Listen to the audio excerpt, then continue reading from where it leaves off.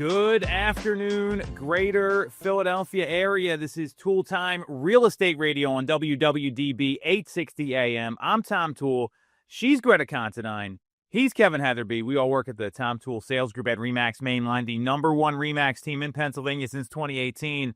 And these two and myself are going to be talking about housing forecasts in 2026. Philadelphia was named a top 25 market according to Zillow. And we're going to explain what that means for people thinking about buying, selling, as well as what that could foreshadow in 2026. So if you get some value out of this or you like what you hear, make sure to subscribe to the channel, hit the bell for notifications. And if you want to schedule a call with our team and Kevin or Greta specifically to talk about how that might affect your needs or your career in real estate, you can do that with the link in the comments. So first off, thanks for coming on, you two. Why don't you give us a little bit of background about what you do at the organization so everyone can get some perspective about what you're bringing to the table? So I'm the growth manager here. I work on helping to hire folks that are newly licensed to the industry or folks that are looking to grow their business who, might be looking for some extra coaching or support with doing more home sales within real estate. And I'm the inside sales manager within the organization here. And my role specifically is to help consumers who are getting initially connected for, essentially any and all of their initial contact needs for, going to take a look at these properties. I'm the point as far as anybody who's inbounding through and getting them connected to the right agent for the right house. Well, and more importantly, you're dealing with a lot of consumers, you're dealing with a lot of agents. This is going to be really relevant for what we're seeing happen here, especially with these forecasts that are coming out. And I want to start there because when you look at these forecasts, and we talk about this stuff internally all the time, they're either right, they're wrong, they're somewhere in between. And there's really a couple different areas that get predicted for real estate. One is the home sales predictions. So we're going to talk about that. We've also got home price predictions. Then we've got inventory predictions, and finally, mortgage rates. And these are the things that a lot of people tend to want to look at in terms of what's going to happen in the market. And I'm also going to bring in local predictions because these are all national numbers. So let's start with what people think is going to happen with home sales in 2026. So we've got 6 different predictions here. And this is basically like a temperature check. So we've got Capital Economics. They're predicting we're going to see 4.35 million homes sell this year. Realtor.com's predicting 4.13 million. Fannie Mae 4.37. Wells Fargo 4.207. Very specific. Zillow 4.26 million. And Bright MLS is predicting 4.51 million. Now, to give some perspective here, what we saw this past year in terms of home sales and transactions was right around 4.07 million. So everyone's predicting a bump. Do you think these are accurate? What do you think is going to contribute to that? What's your reaction to hearing this range of predictions here by these 6 different experts for 2026 home sales? I think a lot of it is going to be really predicated on what's going to be most important, obviously, to the sellers and buyers alike. I actually had a conversation last week with somebody who relocated from out of the area. They were from Florida, and they were in a situation where, they went through very quickly as far as the process. They had a relocation company who handled most of the heavy lifting for them, no pun intended. But they also got to a point where they realized that they have a house that is much larger than what their needs are. But they have what they consider to be the golden handcuffs, which was a 2.99% interest rate. So for them, it's, they're gotta have the kind of a bartering system where it's like, we have to give up this really lucrative monthly payment to be able to make things make sense. And ideally, I think that's really what we're going to be going through. And also, too, the people who have been actively in the market for the last 12 to 24 months are finally realizing that the interest rates are pretty steady and considerably we've been seeing in the low 6% range over the last 3 months. And most importantly, and I think that that's going to be your biggest consumer for 2026. So you're believing the predictions? I am. Yeah, I think that in and around that 4.25 to 4.5 million, I think is a healthy target. Greta, what about you? What's your reaction here?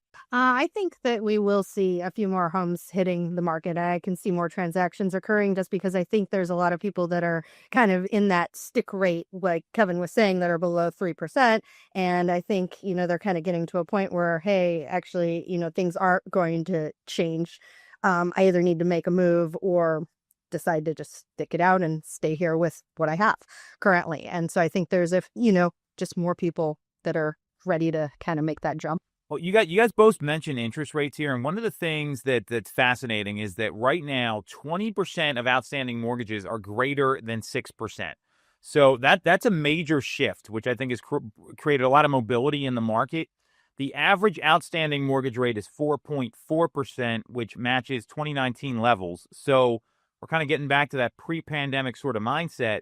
2025 is also the first year since 2020 that the cost of a home went down nationally because rates have dipped, and average monthly payments have fallen below 30% of total income for the first time since 2022. So to me, the percentage, you got basically 1 out of 5 homes have a 6% or higher rate. I think that could lead to more mobility. So that's a really great point. I think also some people are just tired of putting their lives off here, which is something that we talk about people all the time. You've been working with them, what, like 2 years, 3 years? Yeah. What's some of the length of home search that you're seeing right now for some of the clients that you're working with or other people on the team are working with? Yeah, and to kind of touch on, like you said there, I had one that closed this past Wednesday, and they first were introduced to myself back in May of 2023, put things on hold, and they realized that, during the course of them putting things on hold, the wife got pregnant. Now they have 2 kids. And they were dealing with a rental situation, and then the landlord was less than favorable situation. So now they were forced to have to make a move sooner rather than later. So again, the life event change. Most importantly, I think what we're seeing is usually about a 6 to 12 month outlook. Mm-hmm. I think if anything is usually materializing quicker than that, it's a very unique situation. Or there's a specific caveat that they really kind of have to go through quickly. For one reason or another, but I'd say that 6 to 12 month range is a pretty healthy outlook for just from that first initial contact all the way through to closing. Sure. Now, the other thing to think about here before we get into pricing, and Greta, I want to get your take on this, is you got Realtor.com on the low end here at 4.13 million. Danielle Hale did a really good job this year nailing the predictions, basically. She was pretty much right on. She's told me personally, hey, I hope I'm wrong. I hope I see more. So when you see this level of transactions, we can talk about what it means for consumers here in a second. I want to talk about agents because there's some agents that just think 2026 is going to be better than this year. And because the market's better, their business is going to get better. Is that right, wrong? What advice would you have for people that are listening, maybe that are looking to increase their sales in 26 and seeing these numbers? I mean, you're still got to put in the work, even, regardless of whether we see last year's numbers or this year's numbers, and seeing a little bit more inventory that's going to help buyers, but it also can change potentially where we're at from a, seller's market to a buyer's market. So, that's also something to think about based off of how the inventory plays out. But I think you're on the point there with Danielle's numbers being right. I actually listened to the pod that you had her on, and she, had some amazing insight, and she was very apprehensive with her numbers, I think, coming into Q4 here and what she was predicting and trying to really, have a legitimate forethought on that. Well, and if I'm a consumer or an agent right now, I'm looking at these numbers and saying nobody really knows what's going to happen. There's a range here, right? And you can't expect the market to lift your business. That's going to come down to, are you getting the right at-bats? Are you actually getting opportunities from the organization that you're with? How are you creating more opportunities? And what's your day-to-day schedule looking like to fill your pipeline? Because if you're not focused on that and you're just hoping, well, the market's going to be up, so my business is going to be up, I think you're going to be in for a rude awakening in 2026. I agree with that. So yeah, just doing more of what works and reaching out to your clients and having more at bats, I think, is the best way to go about getting prep for 2020. I could not agree more there. So we got these sales numbers here. Now the sales tell you whether people are going to transact. Prices tell you what they'll pay when they do, and these forecasts are way more opinionated. So there's more estimates here. We've got the low end of the Mortgage Bankers Association predicting we're going to see a 0.3% drop in sale prices in 2026. And you got Compass is like 0.5% more. Then you're seeing Brights at 0.9% more. Then we got a bunch of people in like the 1 to 2 range. And then on the high end, you've got Wells Fargo predicting 3.5%. NAR, National Association of Realtors, 4%. Cotality's at 4.3%. Realtor.com's right in the middle at 2.2%. What do you think about these numbers? I mean, there's a wide range here. Kevin, you're in the market every day. You're talking to buyers and sellers every single day. What do you think is going to happen here? I mean, is this outcome going to be accurate? Who's right? Who's wrong? Where do you see these numbers falling in? I think I would probably be more fair to say that somewhere in and around the middle, obviously around that 2.2 range, probably is the most conservative number to kind of pick through. Ideally, again, you got to kind of keep it from the standpoint of, if those numbers are on a national level, I mean, that's not hyper targeting our local market, and especially These are national numbers. yeah. So, I mean, again, and even still, if correct me if I'm wrong here, but 425 or so is the median sale price number as of, I think it was 2025, give or take. Yeah, so the median sale price, well, they didn't. So they had year-over-year appreciation. So that was coming in about 2%. I mean, obviously these numbers vary from market to market. So Yeah, and I mean, in the greater Philly metro area here, we see a pretty healthy supply worth of that type of a price point as far as sustainability. Obviously, in some localities, you're getting, a different fluctuation there. I think a lot of that's going to be really based off of, again, it's going to be like Delaware County here in the area. I mean, they just took a very large tax hike at 23%. And as a Delaware County resident myself, that's a pretty big hot button topic. And then they'd also talked about another 19% tax increase. Mhm. So we might see a big that's got approved. Right. So, I mean, that's a big fluctuation in Delaware County year over year from 23 to 20, or from 24 to 25 went up 12% as far as the average sale price. So, I mean, could see a little bit of a larger market, especially based off of that sticking point. So I would say that those numbers would be pretty fair to say in and around that 2 to 3% is pretty conservative again. So to answer your question, the Mid-Atlantic market statistic, according to Bright, was 420 is the median sale price. Then when you look into and actually get into the numbers in the greater Philadelphia area, I'll pull these up here in a second because this is the stuff you got to look at. And I think it's a good point that we need to look at what's happening locally as much as anything else. Through the month of November, the median sale price was $390, but that includes the city of Philadelphia and parts of South Jersey and northern Delaware. So if you look at county by county, Chester County $561, Delaware County $385, Montgomery County $456, Philadelphia's $280. So you're seeing there's a range here. So and in between those four, and if you put Bucks in there at $475, I think your number's right on. Mm-hmm. So Greta, what do you think about? I mean, this is a pretty wide range, and again, this shows you that nobody really knows what's going to happen. Exactly. And going back to no one really knows what's going to happen. No one has a crystal ball. Mm-hmm. I think it's interesting that you're seeing a couple folks speculating that it's actually going to go down in price. And then there's a few that are, saying up 4%. That's a wide range there. So, I mean, I kind of feel like it's going to probably hang out slightly like where we were at last year. I don't see things going up insanely like they did during the pandemic. We're not in an economic, area for things to skyrocket like that. But I think we're going to see some more stability come in. And I think with them holding the interest rates where they're at, I think that's just going to add to more stability with what's going on so people can really plan moving forward. If you're having a, kid, or getting married, you can, legitimately plan for the next 5 to 10 years right now. Whereas like a couple of years ago, it was even a little more uncertain than where we're at now, I feel. You brought up something there that's really important, that we're going to see a much more predictable market in 2026. No matter who's right or who's wrong here, there's not these global pandemic conditions. The Fed looks like they have a pretty clear course. I'm clear the market's going to be pretty consistent. We'll break that down here next. Let's talk about the next thing, which is, if I can get this page load here. So we got home price, we got home sales, inventory. So we have ranges anywhere from 8.9% to as high as 15% of inventory growth. Realtor.com's at 8.9%. Bright is at 10.9%. Compass is at 10 to 15%. What a horrible prediction. Like 10 to 15. Like, that's not a number. Like, you can always go 5% either way. Do you see inventory growing at that clip in 2026?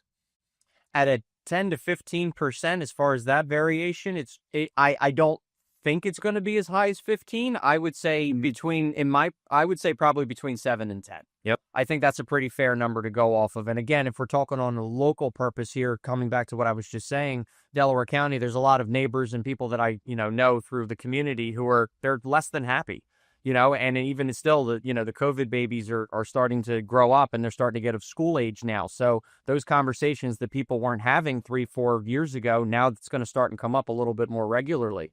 And we're fortunate enough to be in a very localized market. But again, like Tom, you had just mentioned, as far as that price fluctuation, really going to come back as far as on a socioeconomical level, as far as what people are budgeting for and as far as what their day-to-day lives look like. So you said the people of Delaware County aren't happy. So let's dive in a little bit to this here, because I know there's these two successive, almost 20% tax increases. Now, this is the county tax. This isn't the school tax. Correct. It's not the township or the municipality tax. It's the county tax. So you live in Delaware County. Tell us what people are saying about this, because this issue often gets brushed under the rug in a lot of ways. I mean, for somebody, especially those who they bought and sold their house, essentially, they own outright, and they're on a fixed income. That lest we forget that there is a whole grouping of people who have been living in their same houses. They've raised their kids through generations, and they're on a fixed income, whether it's through Social Security, pension plans, whatnot. They're now having to pay extra hundreds of dollars on top of the rest of, the economy, and all of everything else is only getting more expensive, lesser than not. So there's a good amount of people who are already budget strapped, and they're in a situation they don't know what to do. They don't know how much longer they're going to be able to afford everything currently. Especially too, some of my friends and cohorts alike, they have 3, 4, upwards of 5 children. And they're running out of money quickly. And unfortunately, they're just feeling very forced out of their homes, and they're very dissatisfied with the direction, but they don't know what else to do, is lesser than uprooting their entire family.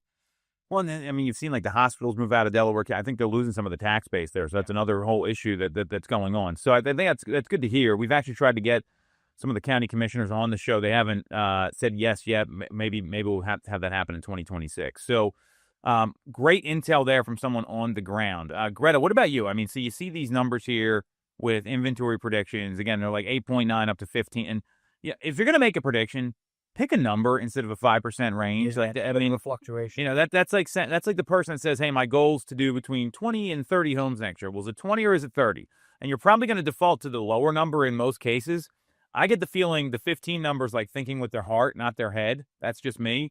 What do you think about these inventory predictions here, Greta? Do you think they're accurate? What does it mean for people in the market, whether it's a consumer or an agent? Yeah, I think we'll see more inventory come on. I think everybody's kind of right in the idea of we're going to see more inventory than we saw last year. I mean, last year we had like the least amount of inventories that we've seen, or home sales that we've seen since 1995. So I think we're going to see more activity and more inventory coming up.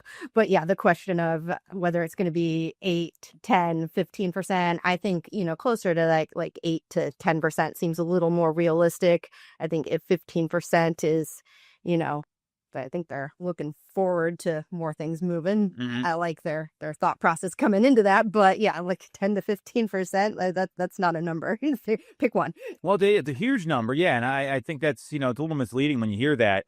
If we see another 10% inventory growth this year, that's going to alleviate a lot of problems for people. Now, you got to look locally what's going on. So again, I did these bright MLS forecasts for the entire service area. So they're expecting inventory up 16.1%. They're seeing even more growth. Now, we're in a low inventory area where Bright services. That's Virginia, D.C., obviously Philadelphia, Pennsylvania, Jersey, Delaware, Baltimore, like those sorts. So we're in a lower inventory market anyway, so I could see the growth happening a little more here than other spots. But 10% is pretty healthy.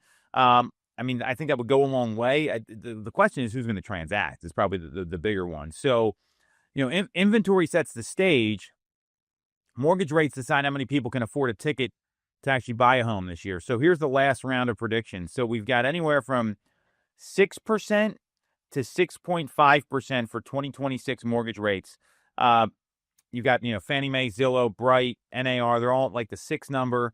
Then you've got Capital Economics, Compass, Realtor.com. They're at like 6.3 to 6.5. MBA's in there as well. Where do you think rates are going to land, and how's that going to impact the market? This is like the $1 million question. This is what everyone wants to know. I would probably say somewhere between 5.8 and 6%. I don't think they're going to go much lower than where we currently situate in the low 6. The Fed's done, a pretty healthy job as far as taking as many cuts as they have this year. Especially with Powell being in the situation that he's in on a political level. Kind of think that it's more of like just kind of throwing the baby out with the bathwater, I guess, is a way they're kind of trying to. So what does that mean for someone that doesn't understand like me? So essentially, he's trying his best to be able to, get everything situated. Got it. Okay. Quicker. He's trying to save face. I feel like on his way out the door. It probably accurate. Poor analogy in my opinion, but I've heard that, and I've never asked anyone what it means because I'm an idiot. So that's what I wanted to know. Well, and if I'm misguided on that, I apologize, Greater Philadelphia area. But from that standpoint, though, I personally feel that also, too, I do get some feedback as far as, well, give me a call once they get below 6%. Well, if it's at 5.99, do you want me to call you? I mean, and even still, depending on that price range, an eighth of a percent is very nominal. And that's really something that's important as far as connecting with the right agent who can get you the best information and show you what those numbers mean on a trivial level to really understand that your affordability might be closer than you think, just as opposed to these trigger words as far as interest rates and things along those lines. So I think, again, 5.8 to 6% is a pretty sustainable level as far as where I feel. I don't think it's going to be much lower than where we are. Yeah, and I think we'll see them kind of settle in the low sixes is kind of what I'm thinking. I mean, if they get down to 5.8, fantastic. But also, once you start lowering interest rates, we also then start seeing home prices go up. And you can't renegotiate your home price. You can renegotiate your interest rate. So, if you're looking at that, I mean, now might actually be the best time to get in and buy something with that perspective. We are kind of having some conversation. People are reaching back out, or when we reconnect with people who've, we've fallen out of touch over the course of the summertime, there are a lot of questions that come up as far as, what's the refinance look like these days? So there are a good amount of people who over the last 18 to 24 months who locked into the mid 7%. And at one point we were at 8%. For a small window of time. And, those who needed to move, they didn't care about the interest rate. They needed to go somewhere. So we are having some of the refinance conversations come up from those who have purchased over the last year or so. So, I don't know that rates are going to hit. I hope you're right, Kevin. I hope I'm wrong about this. I don't know they're going to get down below 6. I think we're going to see persistently higher rates than we have unless the Fed really starts cutting the rate a lot. And there's only so much the government can do because if you look at the jobs reports, they've been pretty healthy. Inflation, a lot of people would tell you inflation's already at 2%, even though the government measurements are higher because they use like owner's equivalent rent and these other archaic measurements that don't really give you an accurate real-time data of where inflation is going to be.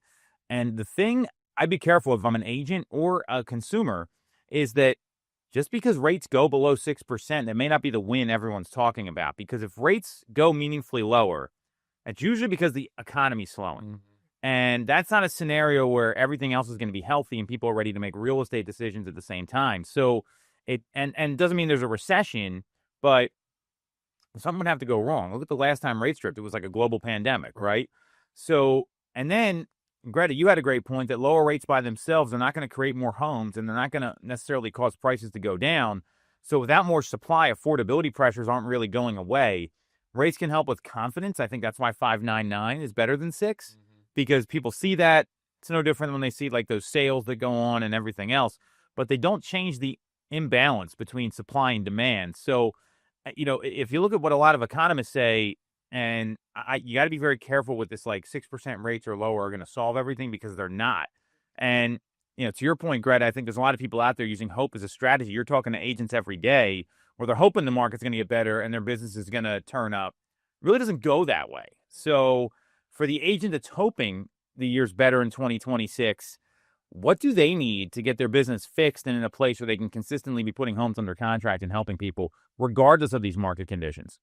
I think it comes back down to having an accountable mindset and really just looking at your business as a whole. Like, look at, okay, what were my goals last year? All right, what did I hit? What are my goals this year? All right, maybe I need to actually think up a different plan in order to get there and to be realistic with what it's going to take. If you just shove it under the rug and say, mm-hmm. Hey, I'll, figure it out when we get to it, it's going to be August and you're going to have, less home sales probably in your back pocket than you wanted to from the start. So getting really realistic with your numbers, getting realistic with, what your daily activities are, who you're talking to, what conversations you're having, how many appointments you're going on. That's going to just increase your business immensely, just, changing that mindset. So, Kevin, I want you to talk about outreach because I think what a lot of consumers end up happening is like sometimes they make an inquiry, they're not ready, they don't know what's going on. How should consumers get educated and what should they expect from their agent if they're a little uncertain about the economy right now or where rates are headed? Because this is a big topic. I mean, you're having these conversations like daily, right? So What are some of the maybe misconceptions that consumers have right now as we talk about where rates are going to go and some of these predictions? Great question. Most importantly, it's just getting situated on an elementary level as far as what the wants and needs are from the consumer. And as opposed to, kind of from an agent standpoint as well, you have to kind of ensure that you're setting the consumer up for success and really honing in and asking the right questions. Because somebody, for instance, interest rates don't matter to somebody who's paying cash, right? And Good point. and even still from that understanding there. So, I mean, having these types of conversations and really understanding what is mostly important to the buyers or the sellers from that, and getting them like, hey, I'm looking to do something now. That's very, very rare that you get somebody on the phone who's like, I want to list my house today. Normally, from what we're seeing over the last couple of weeks, it's, hey, I want to do a move in between March and June. Great. Sounds like you at least want to be walked through the process and understand how the intricacies work. Have you gone through a home sale process before? Have you gone through a home, purchase process before? What are you familiarized as far as what the local market is? Do you know where you're going? What's that transition going to look like for you and your family? People don't think about a lot of the internal aspects that go through with the sale and settlement of a property. And the last time that I did it, when I bought my current property, it was very, very tumultuous and it was a very stressful situation. And something that I took for granted until I got into this industry and realized that I don't ever want to go through that for not only myself as an agent, but for the buyer or seller. So that's a really great point. And, I think it's just about preparing, talking to maybe a couple agents if you're a consumer, because you may not be a good personality fit with somebody. You may not be a good, educational fit with someone. Some people have a higher housing IQ than others. Mm-hmm. And if you don't know what's going on in the transaction, you talk about tumultuous and stress. It's already stressful making a move. So I'd talk to multiple agents. I'd be looking at my finances. I'd be understanding what financial implications of a move mean and really getting clear on what's going to be best for my household. And that's going to probably be the best way to determine if a move is going to work. What else am I missing here? What other things should people be thinking about with all this uncertainty here? And then I've got my own prediction for what 2026 is going to look like. What else should people be thinking about, whether they're agents or consumers, if they're making decisions in 2026? I think it's going to be more along a future aspect. And Greta, like you said, as far as not having a crystal ball, I mean, things can happen on a life scale at the snap of a finger. But it's also just ensuring, hey, what's everything going to look like 3, 5, 10 years down the road? Depending on that, the short-term solution might still create a long-term problem. And for those who are, if you can make the move and you have the opportunity and it makes the most amount of sense, there's never the quote right time for the market. It's got to be perfect. And again, perfection doesn't truly exist. It's got to be the utmost right fit at that situation to find the easiest solution. Yeah, I always come back to, if you can make this monthly payment work on a regular basis and you have that covered, then it's a good time to make a jump. 100%. Here's my prediction. The last 12 months, they're going to be pretty much the same as the next 12 months. I don't think we're going to see much movement in the market here. Maybe things are going to soften a little bit. There's not going to be a sudden surge. There's not going to be like some external force that's going to change the direction of the market. And, whatever didn't work for you as a consumer or an agent in 2025 is probably going to be the same reason it doesn't work in 2026. So instead of, chasing shortcuts or hoping like something magical happens, listen to the advice from these two here. And that's going to solve the problems with your business or with your home search and your current living situation, because I don't see meaningful change happening here. I think it's, any change that happens in the market, it's gradual. We're not going to see that like 2020 light switch that flipped off. Mm-hmm. That was a once in a lifetime thing. And I would be shocked if something like that happens again. So we're going to take a quick break. We're going to come back. We're going to be talking about how Philadelphia was ranked one of the top markets by Zillow in 2025 and what that means for local housing here. And we've got a great new listing hitting the market at the end of this week. We'll be right back on Toole Time, Real Estate Radio on WWDB 860 AM. I'm Tom Toole of the Tom Toole Sales Group at RE/MAX Main Line. If you're thinking of becoming a real estate agent in the greater Philly area, I have a special offer for you. Our team did $165 million of volume in 2021, making us the #1 RE/MAX team in Pennsylvania and a top 1% team nationally. Our agents love us because we offer them a successful career, a great life, and an unbeatable culture. Agents who've been with us for at least a year average 30-plus sales. Even our brand new agents average 17 to 24 sales a year. We offer proven systems and expert training. We help you set more appointments and sell more houses. Now, here's the offer. If you don't have a real estate license yet, we offer real estate scholarships so you can get one for free. Check it out at realestatescholarshipprogram.com or visit the Tom Toole Sales Group at RE/MAX Mainline at tomtoole.com. That's tomtoole.com. Get more out of your real estate career, and remember the real estate golden rule. You always get more when you work with Tom Toole. The Tom Toole Sales Group is the #1 RE/MAX team in Pennsylvania with over $165 million in volume for 2021. I'm Tom Toole, and our team has achieved that kind of success by being a great place to work with and to work for. No one knows Greater Philly better than we do. We know real estate, but more importantly, we're real people. We hire the best agents, and we give them all the tools to succeed. Even our brand new agents sell 17 to 24 homes a year because our team delivers the best experience in real estate. Teams deliver a better experience than individuals, and we're a top 1% real estate team in the country. We call it AAA service. We're your advocate, ally, and advisor. Because this isn't a transaction to us, it's a relationship. If you're buying or selling a home, call the Tom Toole Sales Group at RE/MAX Main Line at 610-692-6976 or visit tomtoole.com. That's tomtoole.com. Sell your home for more, and remember the real estate golden rule.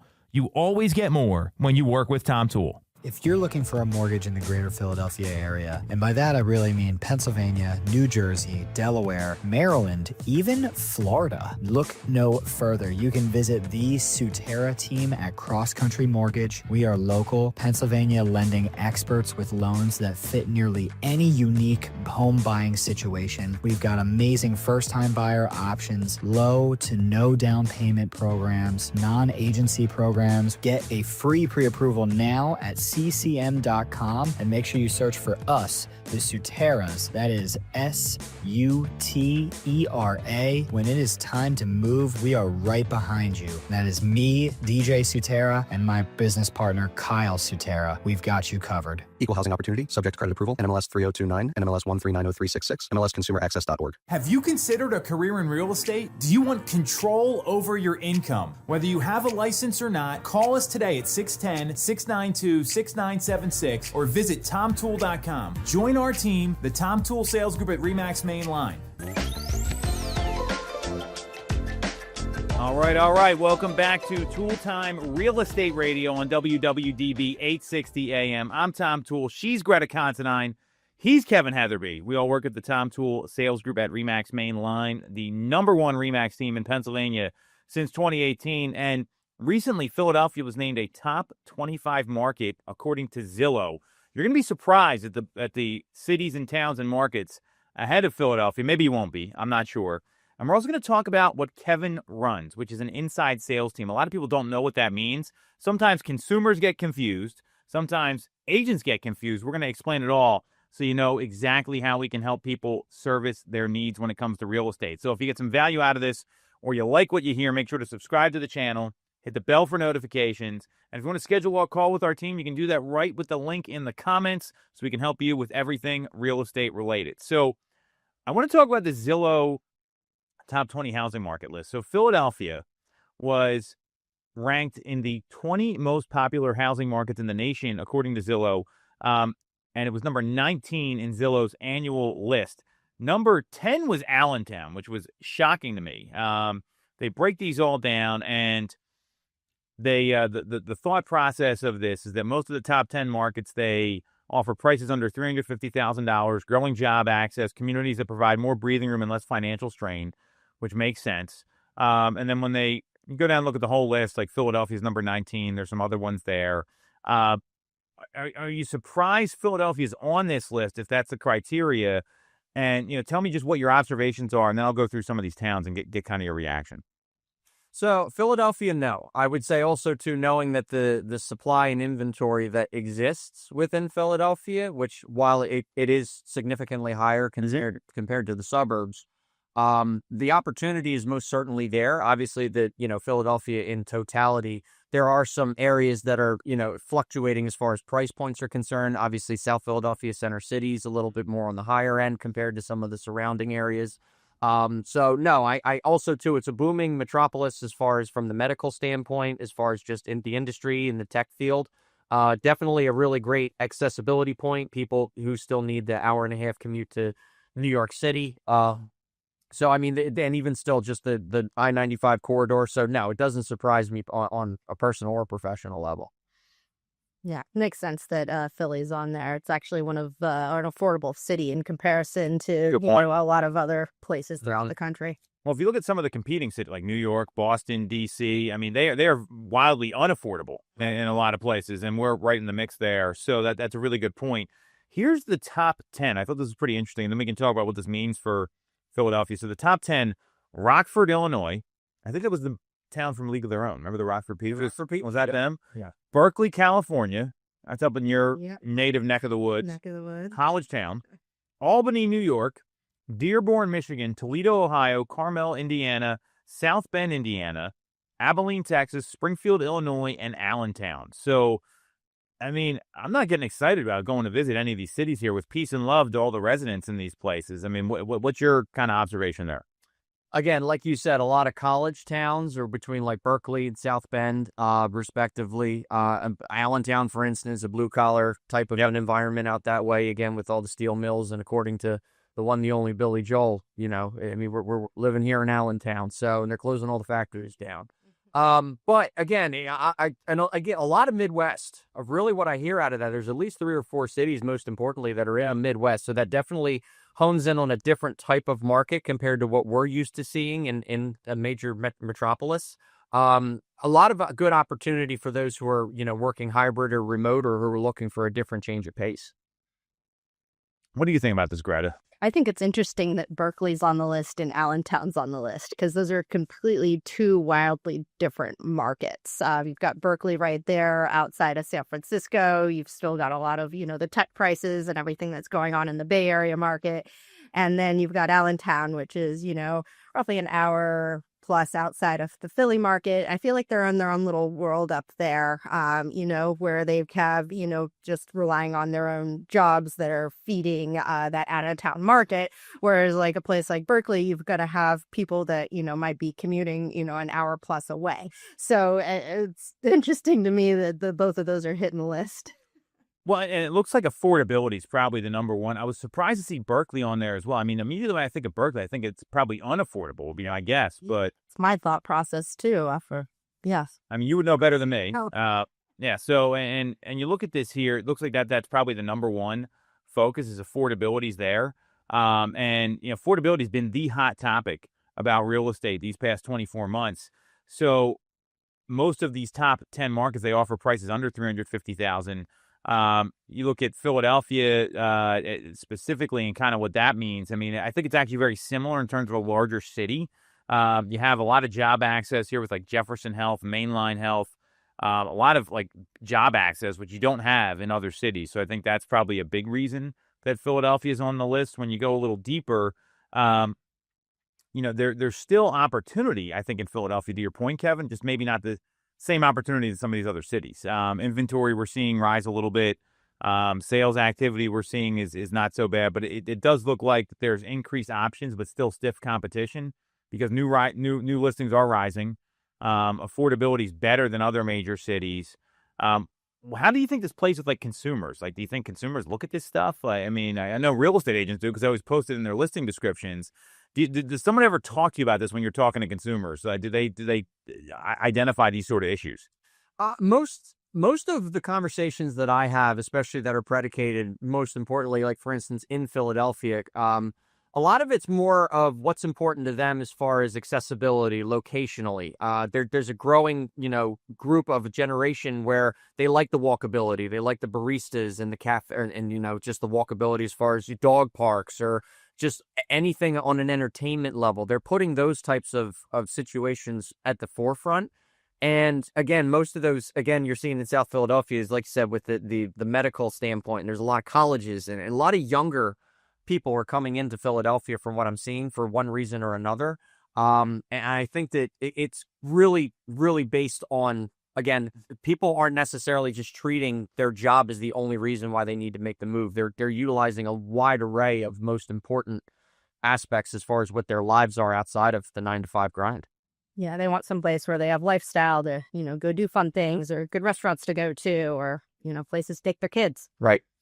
I think that's really smart. And, you look at a lot of these places, one of the biggest demands we get is like, I want walkability, right? Like people that want to be like by these boroughs, like Media or Narberth or Phoenixville or Westchester. All these cities are kind of just larger versions of those with affordable housing because I think it's more affordable buying downtown Media versus like downtown Philadelphia and getting a house or, some of the types of properties that people want. So I think that's pretty smart. And that trend is there for sure. People like commuting. They don't want to have to drive as much. So maybe that has something to do with this here. Yeah, there's a lot of, and I mean, even still, I have the occasional clientele where, they need the accessibility to the regional rail or to somewhere to get into 30th Street or the Market Frankfurt L.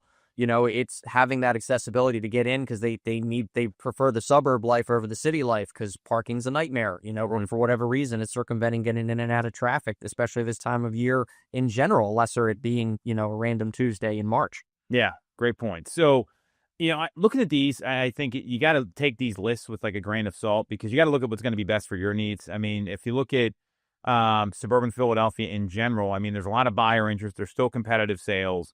You're going to see that in some of the more desirable areas. And we're pretty fortunate to live in a much more affordable major city than some of the other places we talked about. You're coming from California. That's like grossly unaffordable in a lot of the cities out there. And that's just how it is, unfortunately. So This is what it is. Well, for sure. So, let's take a quick pivot here while we got a little bit of time. So Kevin runs our inside sales team.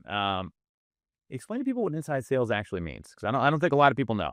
Yeah, so essentially, as a consumer, you go through an online portal, lesser it be, one of the bigger box names or, a little bit more on a similar level, just kind of internally. When you click that button that says contact agent, you're not always necessarily being connected with the listing agent. You're being connected with buyer agents alike. So our team specifically, we handle Realtor.com most specifically, whereas the agents really handle the Zillow inbound. So what happens is if you as the consumer click that button, we get the notification that you're interested in taking a look at a specific set of properties or one property in particular. You can include a set, as far as what's important to you. I'd like the tour 123 Banana Street. I'd like, any further information. So my team, on a speed to lead aspect, we inbound that connection.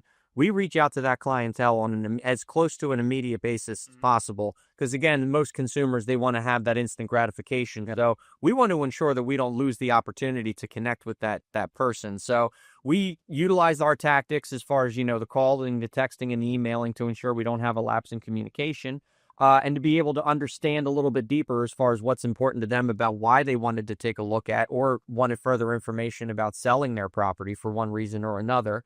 I handle, or any of my other assistants or agents on my team, they handle the communication aspect, try to understand on a more granular level, their wants and their needs, and then from there package them appropriately and get them over to an agent who's not only suited or available, but can really best hone in on location or what's important to them. So it sounds like you're handling speed to lead. Yes. You're handling appointment setting. What does that do for the consumer getting an answer right away? How does that work with agents? Tell us about some of the benefits with having this extra layer. Because a lot of people say, well, I want to just go right to the source. What I know is when they reach out to like a listing agent or another agent, and Greta, you can probably attest that these people are too busy to return phone calls in a timely manner. So it's a major problem. Yeah, and again, it's no different in my opinion, and I've utilized this essentially. If you're going to, you're taking your car to get serviced, right? Mm-hmm. When you call the service shop, are you talking with the mechanic specifically, or are you dealing with a service writer? Same thing with calling a doctor. Are you dealing with the doctor directly, or are you dealing with the reception office or some sort of an administrative assistant? So we are essentially the middlemen and women who have the opportunity to be able to understand and get them connected with the right agent, not just any agent. And then even if they still feel uncertain, it's, hey, I'm not sure if this would be for you, but we'd love to be able to take the time and help you understand what this process might be looking like.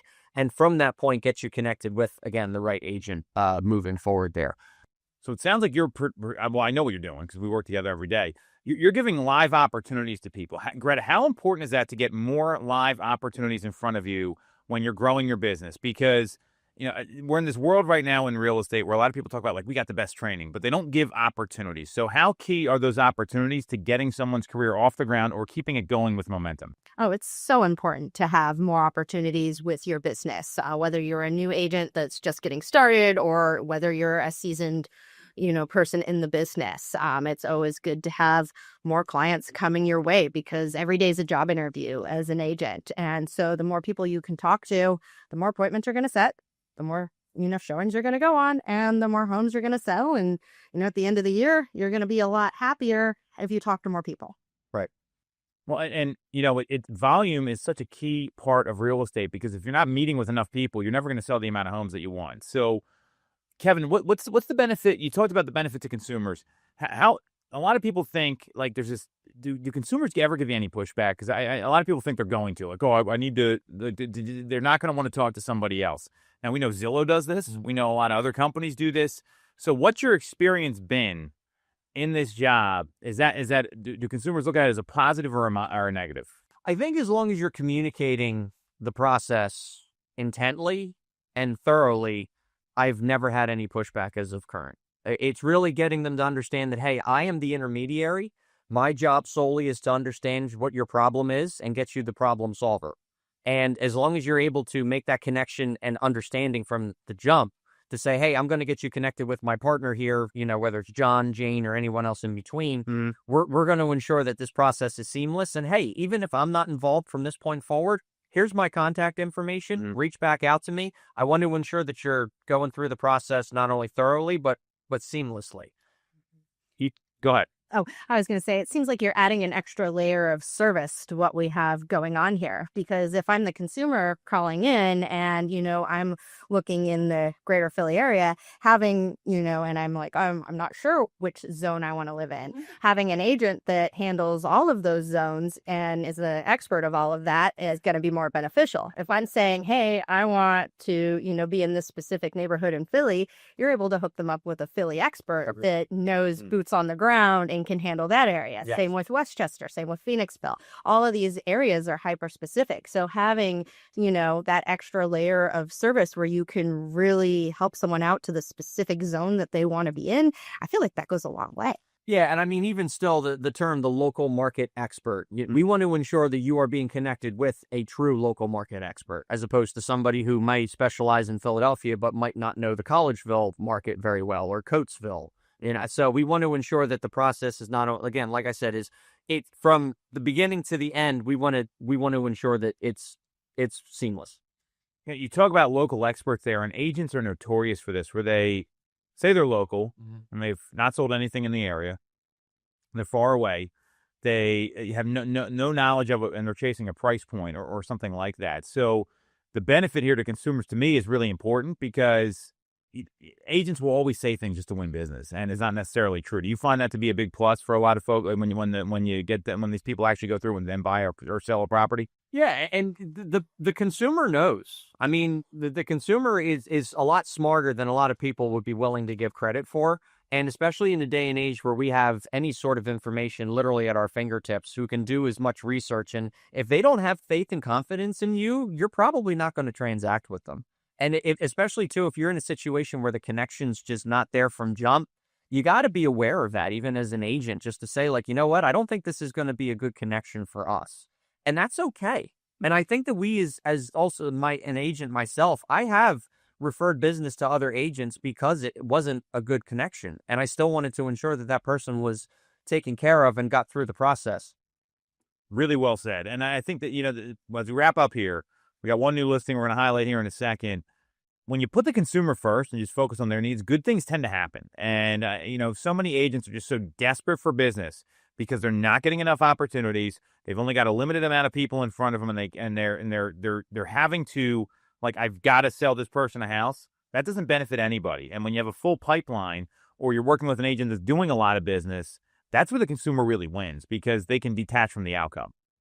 Exactly. That agent doesn't need to sell you a home in the next 30 to 60 days. They have the ability to, find you the perfect house of what you're looking for, as opposed to, trying to feed their paycheck. Sure. Really well said. All right, so we got one new listing coming to the market this week we're going to highlight. It's right downtown in Washington Square on Spruce Street. It's a pretty incredible property. So on the 26th floor. It's a 2-bedroom condo.